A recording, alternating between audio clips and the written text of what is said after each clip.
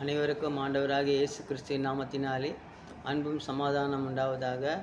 இந்த தெரிந்து கொள்ளப்பட்ட நிகழ்ச்சி மூலமாக உங்களை சந்திப்பதில் மகிழ்ச்சி.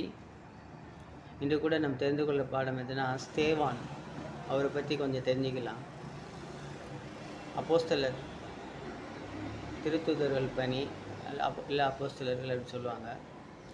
6வது அதிகாரத்துலேருந்தே அவருடைய இது ஸ்டார்ட் ஆகுது. 7வது அதிகாரத்தில் ஃபுல்லாக அவர் தான். அப்போ 6வது அதிகாரத்தில் பார்த்தீங்கன்னா, எதுக்காக அவர் தேர்ந்தெடுக்கிறாங்கன்னா,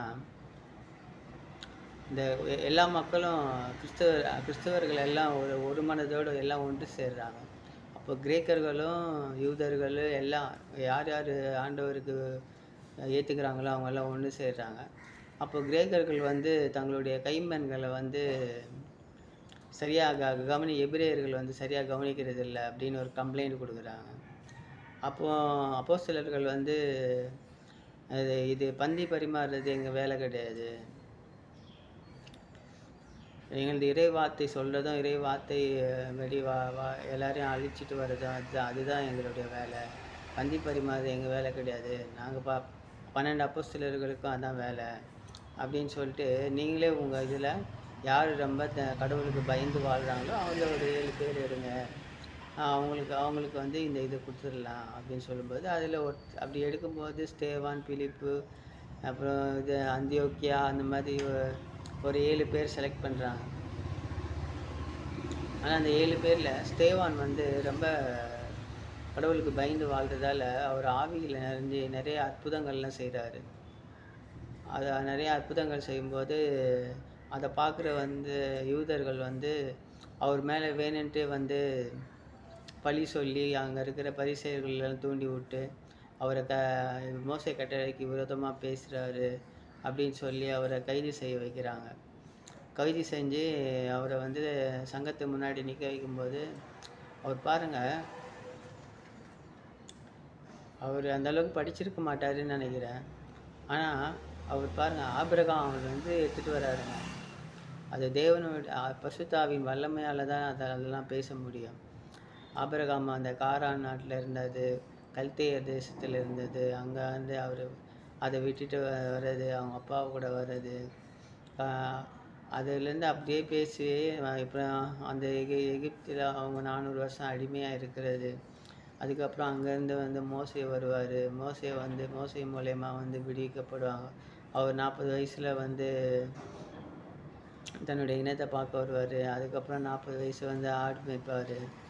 அப்படி இப்படி சொல்லி சொல்லி சொல்லி எல்லாத்தையும் சொல்லி சொல்லி கடைசியில் ஆண்டவராக இயேசு கிறிஸ்து வரைக்கும் வந்து அவர் வந்து அந்த இதை முடிக்கிறாருங்க. முடிச்சுட்டு அவர் சொல்கிறாரு, நீங்கள் வந்து இறைவார்த்தையை கேட்டு உணராமல் அதை கண்டும் அதை தெரியாமல் வாழ்கிறீங்க. நீங்கள் எப்பவுமே பரிசுத்தாவி தூசிக்கிறீங்க. பரிசுத்தாவி தூசிக்கிறது என்னன்னே இதில் தான் எனக்கு தெரியும். நம்மலாம் நினச்சின்னு பரிசுத்தாவி தூசிக்கிறது வந்து அவங்க அப்படி பேசுகிறாங்க இப்படி பேசுகிறாங்க, அதனால் அவங்கள நம்ம பேசுகிறோம். அப்படி கிடையாது தான். ஏன்னா இறைவார்த்தை எல்லாமே பரிசுத்தாவின் தூண்டுதலால் எழுதப்பட்டது. இப்போ பரிசுத்தாவின் தூண்டுதலால் எழுதப்பட்ட இறைவார்த்தையை நம்ம வீட்டில் பைபிள்ன்ற பேரில், வேத புத்தகன்ற பேரில் வச்சுக்கிட்டு அது அதை படிக்கணும்னு சில நேரத்தில் ஆலயத்துக்கு போய் அது தெரிஞ்சுக்கிறோம், சபைக்கு போய் தெரிஞ்சுக்கிறோம், சர்ச்சுக்கு போய் தெரிஞ்சுக்கிறோம். தெரிஞ்சால் அதன்படி வாழாமல் இருக்கிறது தான் நம்ம பரிசுத்தாவியை தூசிக்கிறதா. ஆண்டவர் கூட ஒரு இடத்துல சொல்கிறார், என்னை தூசிக்கிறவனை கூட மன்னிச்சிடுவேன், ஆனால் பரிசுத்தாவியை தூசிக்கிறவனை ஒருபோதும் மன்னிக்க மாட்டேன் அப்படின்னு ஆண்டவர் கூட அதுக்கு சொல்லுவாருங்க. அப்போ அவர் எல்லாத்தையும் சொல்லிவிட்டு ஆபிரகாம்லேருந்து ஜீசஸ் வரைக்கும் வந்து எல்லாத்தையும் ஸ்தேவான் அவர் வந்து சொல்லிவிட்டு, இது வந்து பாருங்கள், அப்போஸ்தலர் 6வது அதிகாரத்தில் தொடங்கி 7வது அதிகாரம் ஃபுல்லாக அவரை பற்றி தான் இருக்கும். ஜீசஸ் வரைக்கும் வந்து அவரை நீங்கள் தான் கொன்னுட்டீங்க அப்படின்னு சொல்லி, நீங்கள் எப்பொழுதுமே பரிசுத்தாவிக்கு விரோதமாகவே இருக்கிறீங்க. ஏன்னா அதுக்கு முன்னாடி இறைவாக்கினர்லாம் இவங்க தான் கொன்னது. இறைவாக்கினர்களையும் கொண்டு இருக்காங்க. ஆண்டவரே இறங்கி வந்து ஆண்டவராக இயேசு கிறிஸ்துவையும் பழி சொல்லி இவங்க கொண்டு இருக்கிறாங்க அப்படின்னு சொல்லி, நீங்கள் எப்போவுமே பரிசுத்தாவிக்கு விரோதமாக தான் வாழ்கிறீங்க, உங்களுக்கு ஐயோ கேடுன்ற மாதிரி சொல்லுவார். அங்கே இருக்கிறவங்கெல்லாம் வந்து அவர் முகத்தை பார்க்கும்போது வானதூதர் முகம் போல் இருக்குது அப்படின்னு பார்க்குறாங்க. அதுக்கப்புறம் அவர் வந்து இவரை அடித்து கொல்லணும் அப்படின்னு சொல்லி அந்த மோசே கட்டளைக்கு விரோதமாக பேசுகிறாரு, இவர் அடித்து இது பண்ணணும் சொல்லி அவர் அவர் அந்த கல்லால் அடித்து கொள்றதுக்கு அவர் இழுத்துட்டு போய் அதுக்கு அப்போ தான் வந்து சவுல் வராரு. அந்த அந்த கல்லால் அடிக்க போகிறவங்க மேலுடைகளை காவல் காக்கிறது வந்து அங்கே சவுல் என்ற இளைஞன் அப்படின்னு போட்டிருக்குதுங்க. அங்கே தான் சவுல் தான் பவுல். பவுல் வந்து அங்கே தான் அந்த இடத்துக்கு தான் வராரு. அந்த இடத்துலேருந்து தான் அவர் ஆரம்பிக்கிறாரு. கிறிஸ்தவர்களுக்கு விரோதமாக எழும்புறது அங்கேருந்து தான் ஆரம்பிக்கிறார். அப்போ அவர் அந்த மேலுடைகளை காவல் காத்துட்டு இருக்காரு. அப்போ பாருங்கள், அவர் இழுத்துட்டு போய் அடிக்கிறாங்க. அப்போ அவர் வானத்தை அண்ணாந்து பார்க்குறாரு. வானம் வந்து திறந்துருக்குது.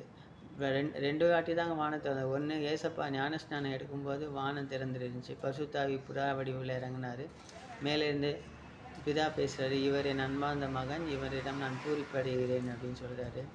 அதே மாதிரி வந்து ஸ்தேவான் மரணிக்கும் போதும் வானம் திறந்து ஆண்டவருடைய மகிமை தெரிகிறதும் வலது பக்கத்தில் ஆண்டவராக இயேசு கிறிஸ்து இருக்கிறதையும் அவர் சொல்கிறாரு. ஆனால் அங்கே இருக்கிறவங்க யார் காதுலையும் அது விழலை. அப்போ ஏசப்பா சிலுவையில் என்ன சொல்வார், பிதாவே இவர்களை மன்னியும், இவர்கள் செய்வது தெரியாமல் செய்கிறேன், என்னவென்று தெரியாமல் செய்கிறான்னு சொல்லி அந்த ரோமர்களை சொல்லுவார். அதே மாதிரி இவர் என்ன சொல்கிறார் பாருங்க, ஆண்டவராக இயேசு கிறிஸ்துவை சொல்லுவார். சொல்லிவிட்டு பிதாவே என் ஆவியை ஏற்றுக்கொள்ளும் அப்படின்னு சொல்லுவார் லாஸ்ட்டாக. இப்போ இவர் என்ன சொல்கிறார், ஆண்டவராக இயேசு கிறிஸ்துவை என் ஆவியை ஏற்றுக்கொள்ளும், இந்த பாவத்தை இவர்கள் மேல் சுமத்தாதையும் அப்படின்னு ஸ்தேவான் சொல்லுவார். பாருங்கள், அப்போஸ்தலர்கள் மட்டும்தான் வந்து எல்லா வரத்தையும் வாங்கி எல்லா இதுவும் பண்ணாங்க. ஆனால் பந்தி விசாரிக்க தேர்ந்தெடுக்கப்பட்ட ஸ்தேவான் கூட பாருங்கள், ஆண்டவருக்கு உண்மையாக இருந்து ஆண்டவர் பசுத்தாவியை பெற்றுக்கொண்டு அவர் அற்புதம் அடையாளம் செஞ்சு ஆண்டவருக்காக முதல்ல மரித்தவர் அவர் தான். இதை நிமித்தமே அப்போஸ்தலர்கள் வந்து அதுக்கப்புறம் நிறைய அவங்களுக்குள்ள அந்த ஒற்றுமையாக இருக்க நிறைய இது காரணமாக இருந்துச்சு. ஏன்னா அவங்க 12 பேர் தான் வந்து எல்லாம் தெரியுன்ற மாதிரி இருந்தாங்க. ஆனால் ஸ்தேவான் மரணிக்கும் போது வானம் திறந்துருக்கிறது தான் இதெல்லாம் பார்க்கும்போது, அப்போ அவருக்கு தானே வானம் திறந்துச்சு, வேறு யார் அந்த அப்போஸ்தலருக்கு வானம் திறக்கலையே. அப்போ அதெல்லாம் பார்க்கும்போது அவங்களுக்குள்ளே நான் பெரியவன் நீ பெரியவன் இந்த இதெல்லாம் இல்லாமல் அவங்களுக்குள்ளே ஒரு சமாதானமாக நம்மெல்லாம் ஒன்றுமே இல்லைன்ற மாதிரி அந்த இது ஒரு எண்ணங்கள் உருவாகிருக்கலாம். அப்புறம் ஸ்தேவான் பாருங்கள், கடைசியில் வானம் திறந்துருக்கிறதெல்லாம் பார்க்குறாரு.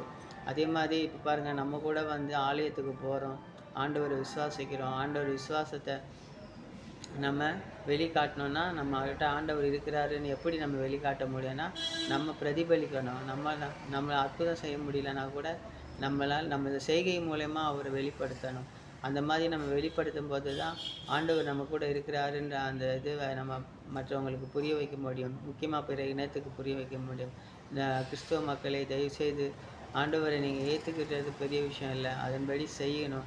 அதன்படி செஞ்சால் மட்டும்தான் நம்மளால் ஆண்டவராக இயேசு கிறிஸ்துவை ஏற்றுக்கொள்ள முடியும். அதை மற்றவங்க உணரவும் செய்ய முடியும், மற்றவங்களுக்கு எடுத்து காட்டவும் முடியும். நன்றி, வணக்கம். இந்த தெரிந்து கொள்ளப்பட்ட நிகழ்ச்சி மூலமாக உங்களை சந்தித்ததில் மகிழ்ச்சி. உங்களுக்கு அன்பும் சமாதானம் உண்டாவதாக. இதை பார்த்து கொண்டிருக்க நீங்கள் கர்த்தரால் ஆசீர்வதிக்கப்பட்டவர்கள்.